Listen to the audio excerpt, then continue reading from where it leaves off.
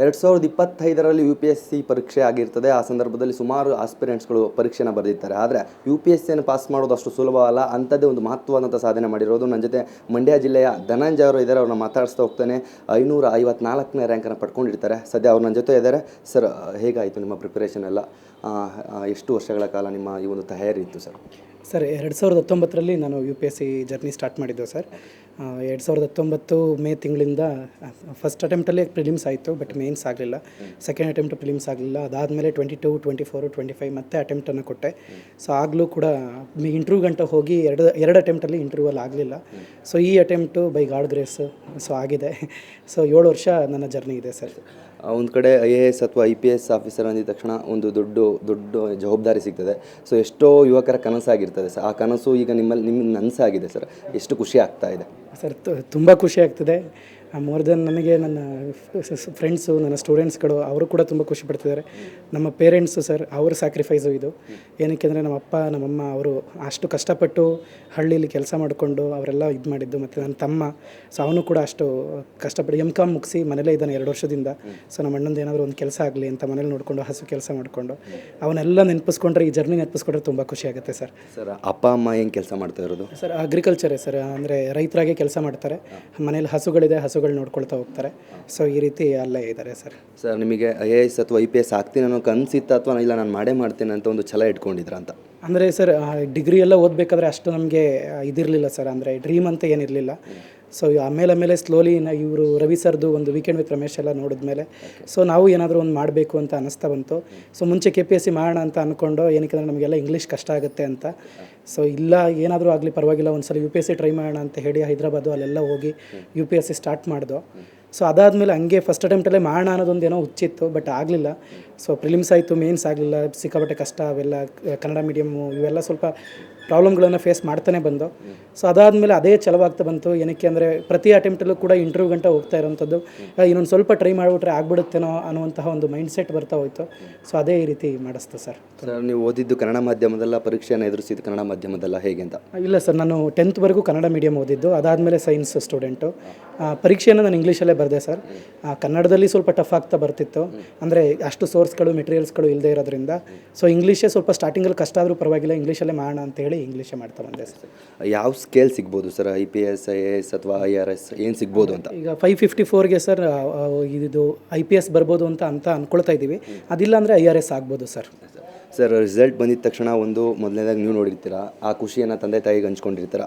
ಆ ಕಡೆಯಿಂದ ರಿಯಾಕ್ಷನ್ ಹೇಗಿತ್ತು ಅಂತ? ಎಲ್ಲ ಅಳ್ತಿದ್ದಾರೆ ಸರ್, ಈಗಲೂ ಅಳ್ತಿದ್ದಾರೆ. ನನಗೂ ಕೂಡ ಅಂದರೆ ರಿಸಲ್ಟ್ ನಾನು ಚೆಕ್ ಮಾಡ್ತಿದ್ದೆ. ನಮ್ಮ ಫ್ರೆಂಡ್ ಪವನ್ ಅವನು ನೋಡಿ ನನಗೆ ಹೇಳಿದ್ದು. ಸೊ ಅರ್ಧ ಗಂಟೆ ಕಣ್ಣಲ್ಲಿ ನೀರು, ಮನೆಯವ್ರಿಗೂ ಫೋನ್ ಮಾಡಿ ಅವರು ಕೂಡ ಅಳ್ತಿದ್ರು. ಸೊ ಈಗ ಸ್ವಲ್ಪ ಖುಷಿಯಾಗಿದ್ದಾರೆ ಸರ್. ಅಂದರೆ 7 ವರ್ಷದಿಂದ ಅವರು ಕಾಯ್ತಾಯಿದ್ರು. ಪ್ರತಿ ಇಂಟರ್ವ್ಯೂವಲ್ಲೂ ಕೂಡ ಆಗುತ್ತಾ ಇಲ್ವಾ ಅಂದರೆ ಕೊನೆ ಹಂತದವರೆಗೂ ಹೋಗಿ ಹೋಪ್ ಕೊಟ್ಬಿಟ್ಟು ಅವ್ರಿಗೆ ಆಗ್ತಿಲ್ಲ ಅನ್ನೋಂಥದ್ದೊಂದು ನೋವೇ ಪದೇ. ಲಾಸ್ಟ್ ಟೈಮು ಇಂಟರ್ವ್ಯೂ ಆಗದೇ ಇದ್ದಾಗ ಮನೆಗೆ ಹೋಗಿ ಸೊ ಹತ್ಕೊಂಡೆಲ್ಲ ಇದು ಮಾಡಿದ್ದಿಲ್ಲ ಇತ್ತು. ಸೊ ಈ ಸಲಿನೂ ಅಳ್ತಿದ್ದಾರೆ. ಅಂದರೆ ಸರ್ ಈಗ ಕೊನೆ ಅಟೆಂಪ್ಟಲ್ಲಿ ಏನಾಗ್ತಾ ಬಂತು ಅಂದರೆ ಇನ್ನೂ ಅಟೆಂಪ್ಟ್ಸ್ಗಳಿದೆ, ಬಟ್ ಆದರೂ ಕೂಡ 3 ಆಯಿತು. ಈಗ ನನ್ನ ತಮ್ಮನೂ ಕೂಡ ಊರಲ್ಲಿದ್ದಾನೆ. ಸೊ ಅವನದು ಜವಾಬ್ದಾರಿ ತೊಗೊಳ್ಬೇಕು, ಮನೆಯದು ಜವಾಬ್ದಾರಿ ತೊಗೊಳ್ಬೇಕು. ಅಪ್ಪಂಗೂ ಏಜ್ ಆಯಿತು ಅಂತ ಹೇಳಿ ಸೊ ನೋಡೋಣ, 1-2 ವರ್ಷ ಗ್ಯಾಪ್ ತೊಗೊಳ್ಳೋಣ, ಸ್ವಲ್ಪ ವರ್ಕ್ ಮಾಡೋಣ ಅಂತೆಲ್ಲ ಮನಸ್ಸಲ್ಲಿ ಅಂದ್ಕೊಂಡಿದ್ದೆ. ಸೊ ಆ ಡೆಸ್ಪರೇಷನ್ ಅಂತೂ ಇತ್ತು ಸರ್. ಇಲ್ಲ, ಈ ಅಟೆಂಪ್ಟ್ ಏನಾದರೂ ಆಗಲಿಲ್ಲ ಅಂದರೆ ಸಾಕು, 3 ಇಂಟರ್ವ್ಯೂ ಕೊಟ್ಟಿದ್ದೀನಿ, ಆದರೂ ಆಗ್ತಿಲ್ಲ ಅಂದರೆ ನೋಡೋಣ, 7 ವರ್ಷ ಇದರಲ್ಲಿ ಟ್ರೈ ಮಾಡಿದ್ದೀನಿ, ಬಿಟ್ಬೇಡ ಅಂತ ಒಂದು ಮೈಂಡಿಗೆ ಬಂದಿತ್ತು. ಇಲ್ಲಾಂದರೆ 1-2 ವರ್ಷನಾದರೂ ಗ್ಯಾಪ್ ತೊಗೊಳ್ಳೋಣ ಅಂತ. ಬಟ್ ದೇವರು ಆ ಚಾನ್ಸ್ ಕೊಡಲಿಲ್ಲ ಅಷ್ಟೇ ಸರ್. ಎಷ್ಟೋ ವಿದ್ಯಾರ್ಥಿಗಳು ತುಂಬ ಬುದ್ಧಿವಂತರಿರ್ತಾರೆ, ಏನೋ ಕನ್ನಡದಲ್ಲಿ ತುಂಬ ಪಂಡಿತರಿರ್ತಾರೆ, ಏನೋ ಇನ್ ಕೇಸ್ ಹಿಂದಿಯಲ್ಲಿ ಇಂಟರ್ವ್ಯೂ ಎದುರಿಸಬೇಕಾಗಿರ್ತದೆ, ಇಂಗ್ಲೀಷಲ್ಲಿ ಇಂಟರ್ವ್ಯೂನ ಎದುರಿಸಬೇಕಾಗಿರ್ತದೆ. ಸೊ ಆ ಎಲ್ಲೋ ಲ್ಯಾಂಗ್ವೇಜ್ ತೊಡಕೋದ್ರಿಂದ ಆ ಫ್ಲೂಯೆನ್ಸಿ ಇಲ್ದರಿಂದ ಸಮಸ್ಯೆ ಆಗ್ತದೆ. ಇಂಟರ್ವ್ಯೂನ ಯಾವ ರೀತಿ ಫೇಸ್ ಮಾಡಿದ್ರಿ ಅಂತ? ಅಂದರೆ ಸರ್, ಆ ಇಂಟರ್ವ್ಯೂವಲ್ಲಿ ಲ್ಯಾಂಗ್ವೇಜು ಅಷ್ಟು ದೊಡ್ಡ ಮ್ಯಾಟ್ರ್ ಆಗಲ್ಲ. ನಾವು ಎಲ್ಲರೂ ಹುಡುಗರೆಲ್ಲ ಏನು ಮಾಡ್ತಾ ಬರ್ತಾರೆ, ಇಂಗ್ಲೀಷು ಅಂತ ಹೇಳಿ ಭಯ ಬೀಳಲಿಕ್ಕೆ ಸ್ಟಾರ್ಟ್ ಮಾಡ್ತಾರೆ. ನಾನು ಎಷ್ಟೋ ಜನ ಹುಡುಗರನ್ನ, ನಾನು ಮೆಂಟರಾಗಿ ಕ್ಲಾಸ್ ಮಾಡ್ತಾ ಇರಬೇಕಾದ್ರೆಲ್ಲ ಸುಮಾರು ಜನ ಹುಡುಗರು ಬಂದು, ಸರ್ ಇಂಗ್ಲೀಷು ನಾನು KPSC ಮಾಡ್ತೀನಿ ಅಂತ ಹೇಳ್ತಾರೆ. ಇಂಗ್ಲೀಷ್ ಅಷ್ಟು ತೊಡಕಂತ ನಾನು ಹೇಳಲ್ಲ ಸರ್ ಯಾವತ್ತೂ ಕೂಡ. ಅಂದರೆ ನನಗೂ ಕೂಡ ಸ್ಟಾರ್ಟಿಂಗಲ್ಲಿ ಕ್ಲಾಸ್ ಮಾಡ್ತಾ ಇರಬೇಕಾದ್ರೆ ನಾವೆಲ್ಲ ಕನ್ನಡ ಮೀಡಿಯಮಿಂದ ಬಂದಂಥವ್ರು, ಮತ್ತು ಹಳ್ಳಿ ಕಡೆ ಸೈನ್ಸ್ ಮಾಡಿದಾಗ ಅಲ್ಲೂ ಕೂಡ ಕನ್ನಡನೇ ಇರುತ್ತೆ. ಸೊ ಅಷ್ಟು ನಮಗೆ ಕನ್ನಡನೇ ಇರ್ತಿತ್ತು, ಇಂಗ್ಲೀಷ್ ಅಷ್ಟು ಅರ್ಥ ಆಗ್ತಿರಲಿಲ್ಲ. ಅಂಥದ್ರಲ್ಲಿ ನಾವೇ ಇಂಟರ್ವ್ಯೂಗೆ ಹೋಗಿದ್ದೀವಿ ಅಂದರೆ ಅದೇನಂತ ದೊಡ್ಡ ಪ್ರಾಬ್ಲಮ್ ಅಲ್ಲ. ಇಂಗ್ಲೀಷ್ ಆಗ್ಬೋದು, ಹಿಂದಿನೂ ಆಗ್ಬೋದು, ಏನಂತ ದೊಡ್ಡ ತೊಡಕುಗಳು ಆಗಲ್ಲ. ಇಂಗ್ಲೀಷ್ ಮಾಡ್ಬೋದು ಸರ್. UPSC ಎಕ್ಸಾಮ್ ಅಂತಾರೆ, ಎಕ್ಸಾಮೇ ಮಾಡ್ತಿದ್ವಿ, 18-19 ಸಬ್ಜೆಕ್ಟ್ಗಳು. ಅಂಥದ್ರಲ್ಲಿ ಇಂಗ್ಲೀಷ್ ಒಂದು ಭಾಷೆ ಕಲಿಯುವಂಥದ್ದು ಏನು ದೊಡ್ಡ ವಿಷಯ ಏನಲ್ಲ, ಮಾಡ್ತಾ ಹೋಗ್ಬೋದು. ಸ್ಟಾರ್ಟಿಂಗಲ್ಲಿ ನನಗೆ ಇಂಟರ್ವ್ಯೂಲ್ ಸ್ವಲ್ಪ ತೊಂದರೆ ಆಯಿತು ಸರ್. ಫಸ್ಟ್ ಅಟೆಂಪ್ಟ್ ಇಂಟರ್ವ್ಯೂ ನಂದು ಬರೀ ಬರೀ 129 ಮಾರ್ಕ್ಸು, ತುಂಬ ಕಡಿಮೆ ಕೊಟ್ಟರು. ಆಗ ಲ್ಯಾಕ್ ಆಫ್ ಲ್ಯಾಂಗ್ವೇಜ್ ಅನ್ನೋದಕ್ಕಿಂತ ಕಾನ್ಫಿಡೆನ್ಸು ಸ್ವಲ್ಪ ಕಡಿಮೆ ಇತ್ತು ಅನಿಸುತ್ತೆ. ನನಗೆ ಇಂಗ್ಲೀಷ್ ಬರಲ್ಲ ಅನ್ನುವಂಥದ್ದು ನನ್ನ ಮೈಂಡಲ್ಲಿ ತುಂಬಿಕೊಂಡಿತ್ತು ಅನಿಸುತ್ತೆ. ಅದಕ್ಕೋಸ್ಕರನೇ ಕಡಿಮೆ ಆಗಿರ್ಬೋದು. ಬಟ್ ಎರಡನೇ ಅಟೆಂಪ್ಟಲ್ಲಿ ಅದೇ ಸೇಮ್ ಅಮೌಂಟ್ ಆಫ್ ಇಂಗ್ಲೀಷಲ್ಲಿ ನನಗೆ 184 ಮಾರ್ಕ್ಸ್ ಬಂತು, one of the highest. So ಈ ರೀತಿ ಇದ್ದಾಗ ಲ್ಯಾಂಗ್ವೇಜ್ ಏನಂತ ದೊಡ್ಡ ಸಮಸ್ಯೆ ಆಗಲ್ಲ ಸರ್.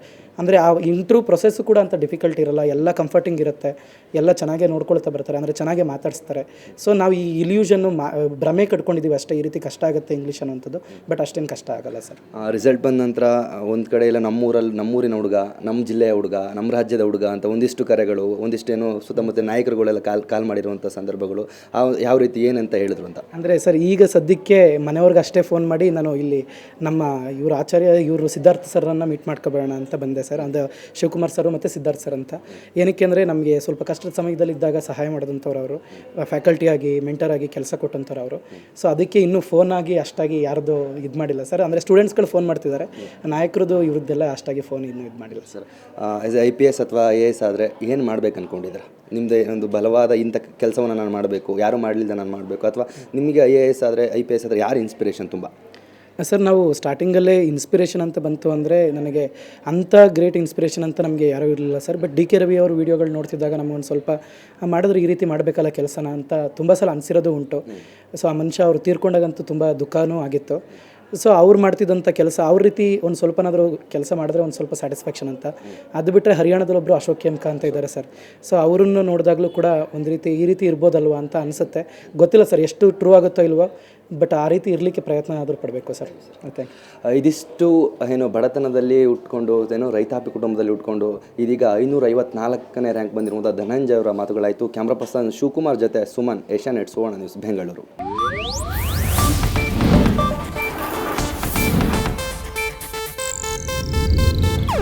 ಇದು ಏಷ್ಯಾನೆಟ್ ನ್ಯೂಸ್ ನೆಟ್ವರ್ಕ್ ಪ್ರಸ್ತುತಿ.